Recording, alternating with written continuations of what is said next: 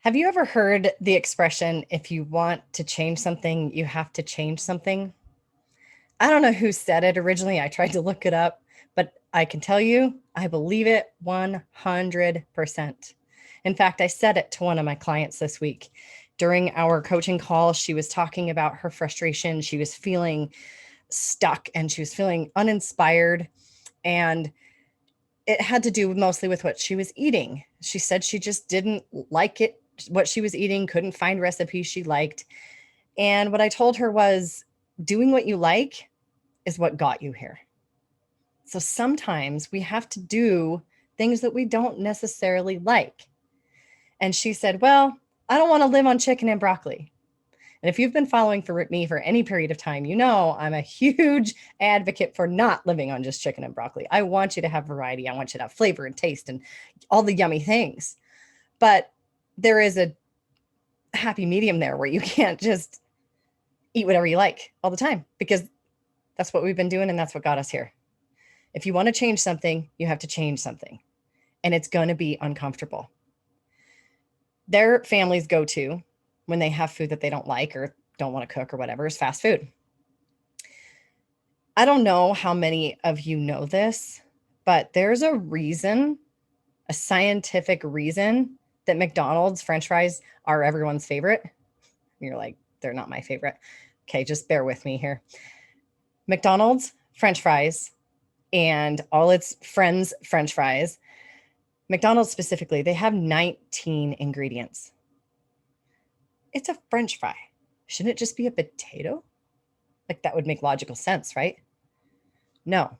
If they just fried potatoes, you wouldn't keep coming back for more. Millions of people around the world wouldn't keep coming back for more.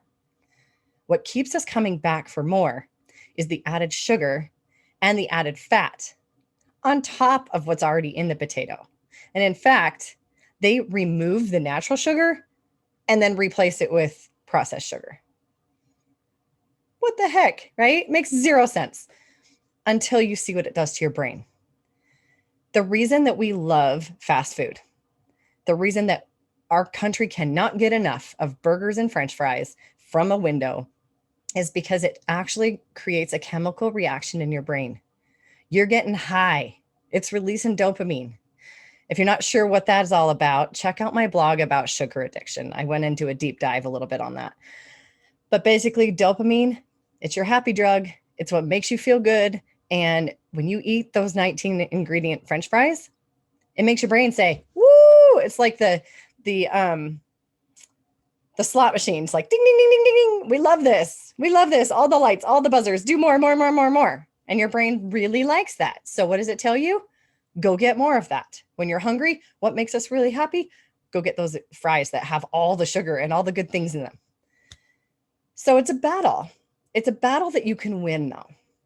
The key is consistency. You must be consistent with eating whole foods, real foods, not foods that have 19 ingredients, foods that have one ingredient, and it's the name of the food. Yes, broccoli. But you don't have to only eat broccoli. You can eat all of its other friends, like cucumbers and like bell peppers and like all the other awesome veggies that have one ingredient and one name. This client, she's doing great. She's on a great journey. And that conversation was one that we needed to have in the middle of one of those points in the journey where you kind of dip. But for the most part, she's been pretty steady. So if you are struggling with this, here are a few things that you need to do. Grab a piece of paper and write this down because you're going to want to remember it. First of all, don't do everything at once. Don't change everything at once. You will fail. Pick one thing. Pick one battle at a time. Defeat that monster. And then do a victory dance. If you focus on one problem at a time, you don't try to fix all the things, and you celebrate the wins, you will continue to win. You will continue to slay more and more of those monsters. You can't fight them all at once, one at a time. And that's what she and I have been working on for, I think we're on 14 or 16 weeks now. And she's seen a lot of progress. And every time that she's made some kind of, had some victory, had a win, we celebrate.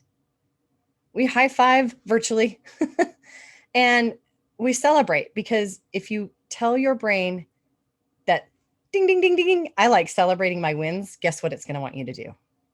It's going to send you that way instead of toward the French fries. There's a very specific system in self-care for female leaders. I designed it exactly for this reason. We tackle one monster at a time, one challenge at a time. We celebrate the victories, and it's very, very specific and strategic. If you go in that order, if you follow the system, it works.